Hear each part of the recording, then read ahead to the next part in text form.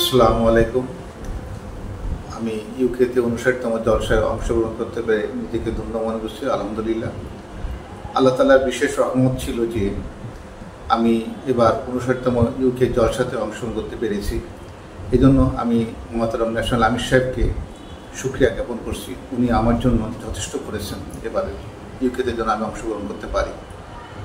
আলহামদুলিল্লাহ, আল্লাহ তাআলার বিশেষ রহমত ছিল যে আমি ইউকেতে খুব শর্ট টাইমে আমি ভিসা পেয়েছি, খুব শর্ট টাইমে আমি সেখানে চলে গেছি। আল্লাহ তাআলার বিশেষ রহমত ছিল সেটা আমার জন্য। এরপরে আমি সেখানে পৌঁছালাম, জলসাতে অংশগ্রহণ করলাম। হুজুর যখন আসে তখন হুজুরের ছবিটা, চেহারাটা যেন আমার কাছে একেবারে নূরের মতো লাগে, যেন মনে হয় উজ্জ্বল আলোর মতো জ্বলতেছে মনে। আল্লাহ তাআলার বিশেষ রহমত ছিল, আল্লাহ তাআলা সেই দৃশ্য দেখানোর সুযোগ আমাকে করে দিয়েছেন। এরপরে যখন আমরা জলসা শেষ করলাম, হুজুরের মোলাকাত চলে আসলো। 9 তারিখে আমাদের মোলাকাত ছিল। এটা ভাষায় প্রকাশ করা যায় না যে হুজুরের সামনে বসে হুজুরের সাথে কথা বলা, তার সাথে ছবি তোলা, তার সান্নিধ্যে যাওয়া, এটার অনুভূতি আসলে আমি আমার ভাষায় আমি প্রকাশ করতে পারবো না। আল্লাহ তাআলা আমাকে সেই সুযোগ দিয়েছেন, এই জন্য আল্লাহকে লাখ লাখ শুকরিয়া জ্ঞাপন করি আমি। এরপরে যখন আমরা ওয়াক্তিয়া নামাজের জন্য আমরা ছিলাম জামিয়াতে, ওয়াক্তিয়া নামাজ পড়তে চাইতাম। প্রতিটা ওয়াক্তেই জামিয়া থেকে মসজিদ মোবারকায় গাড়ির ব্যবস্থা ছিল। এটা একটা অকল্পনীয় ব্যবস্থা। এই প্রতিটি ওয়াক্তে নামাজের ব্যবস্থা রাখা, হুজুরের পিছনে নামাজ পড়ার যে একটা অনুভূতি, সত্যিকার অর্থে যে গেছে, যে এই হুজুরের পিছনে নামাজ পড়েছে, সেই বলতে পারে যে এর অনুভূতিটা কেমন, যেটা আমার ভাষায় আমি প্রকাশ করতে পারছি না। আসলে আমি প্রতিবারই চেষ্টা করেছি হুজুরের খুব কাছাকাছি দ্বিতীয় কাতারে অথবা প্রথম কাতারে নামাজ পড়ার চেষ্টা করেছি সবসময়। মনটা চাইতো যে হুজুরের খুব কাছাকাছি থাকি। আমি এই অনুভূতিটা পাওয়ার জন্যই আমি সবসময় অধীর আগ্রহে থাকতাম যে কখন জামিয়া থেকে গাড়িটা যাবে।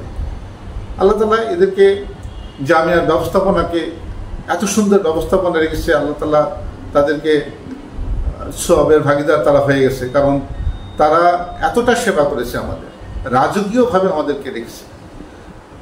এমন এমন সময় তারা আমাদেরকে খাবার দিয়েছে যখন আমরা অনুভব করতে পারিনি, তারা অনুভব করছে যে আমার জামিয়াতে যারা আছে তারা ক্ষুধার্ত হতে পারে। আর আপনি কি খাবেন? সেখানে ফল ফলাদি থেকে চা পানি থেকে খানা পিনা তো অঢল করে আছে, খান, আপনি যতটা খুশি খান, তাদের কোনো আপত্তি নেই, কোনো কৃপণতা নাই।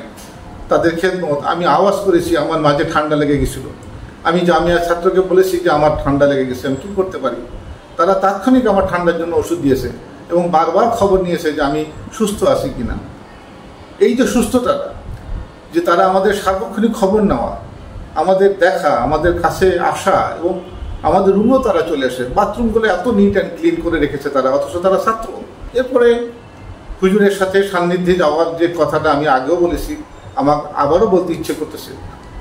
আমি চাইবো আর যাদের সুযোগ আছে তারা হুজুরের সান্নিধ্য পাওয়ার জন্য হুজুরের কাছে যাক, তাহলে বুঝবে যে যুগ খলিফার স্পর্শ বা তার কাছে যাওয়ার যে অনুভূতিটা সত্যি একটা অকল্পনীয়, মানে যেটা আমার ভাষায় আমি প্রকাশ করতে পারছি না।